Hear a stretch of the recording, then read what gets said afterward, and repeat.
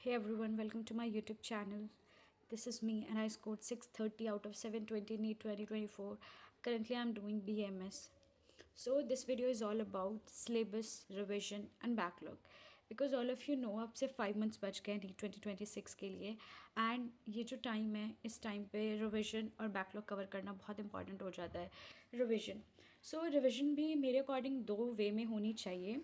एक रिवीजन होनी चाहिए रिवीजन विद शॉर्ट नोट्स, उसके लिए मैं एक और वीडियो बनाऊंगी कि रिवीजन को शॉर्ट नोट्स और रिवीजन को कैसे एक साथ लेकर चलना है। दूसरा वे है रिवीजन करने का R3 method. What I am saying R3 method, R1 R2 and R3। आपको 3 फेजेस में रिवीजन करना है। So what is R1 R2 and R3? आपका एक चैप्टर हुआ, ठीक है, जब क्लास में हुआ तो आप घर आके उसको रिवाइज़ करते हो, ठीक है, और उसके कुछ क्वेश्चन प्रैक्टिस करते हो। तो जब आप चैप्टर रिवाइज़ करते हो तो उसमें आपका कुछ टॉपिक होता है जो आपको नहीं आता है तो आपने टीचर से पूछा, तो बेसिकली वो है तो फर्स्ट रिविजन ही, क्योंकि आपने क्लास में वो सुना था बट अब आपको उसको क्लास से आके रिवाइज़ कर रहे हो। जब आप R1 कर रहे हो तो रिविजन 1 में आपने नोट्स को रिवाइज़ कर लिया, अब आपने कुछ क्वेश्चंस किए। तो जब आप मॉड्यूल करने गए R1 के टाइम पे आपने नोट्स रिवाइज़ किया और अब आप मॉड्यूल करने गए हो। तो जब मॉड्यूल कर रहे हो तो लेट्स से एक बेसिक फॉर्मूला V=U+80, तो एक क्वेश्चन आया जो इस पे बेस्ड था। फिर आफ्टर सम क्वेश्चंस एक और क्वेश्चन आया जो फिर से इस पे बेस्ड था V=U+80। अब आप जानते हो कि इसको लगाना कैसे है, तो बार बार उस क्वेश्चन को करने के फर्स्ट टाइम तो आप इनकाउंटर करोगे कि ये क्वेश्चन अच्छा उसी टॉपिक पे बेस्ड है। जब सेकेंड रिविजन कर रहे होंगे तो ये आपका टाइम कंज्यूम करेगा। तो अभी क्या करना है, जब R1 चल रहा है तो आपने V=U+80 पे एक क्वेश्चन किया, जब आपको ये दोबारा मिला उस क्वेश्चन को क्रॉस कर देना है, जिससे कि जब आप R2 कर रहे होंगे तो आप इस क्वेश्चन को देखो तक नहीं, क्योंकि एटलीस्ट पढ़ने में आपको कुछ सेकंड्स तो जाएगा ना, आपको टाइम सेव करना है रिवीजन का।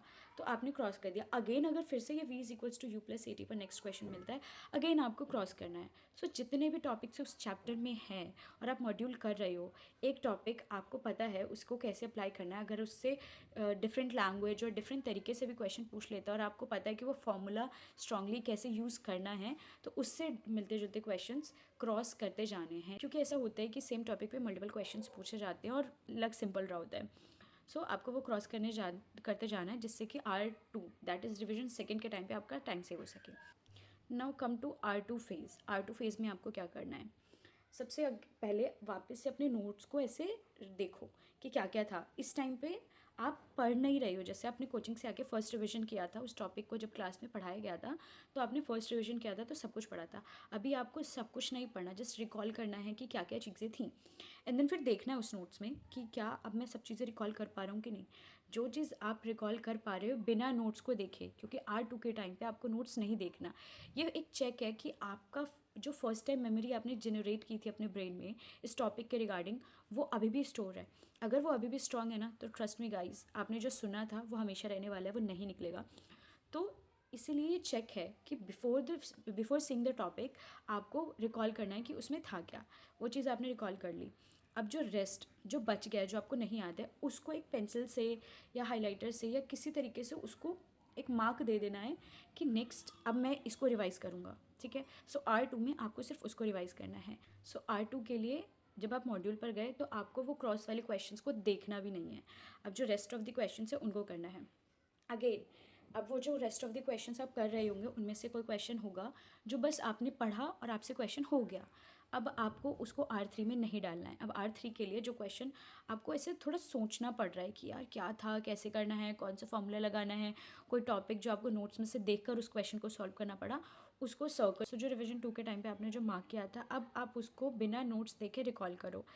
इस टाइम पे क्या होगा, रिवीजन 3 के टाइम पे आप रिकॉल करोगे तो हो सकता है कोई वैल्यू, कोई फॉर्मूला, कोई डाटा, कोई लाइन आपको याद नहीं आ रही होगी, तो उस लाइन को अब आप प्रॉपर हाईलाइट करो।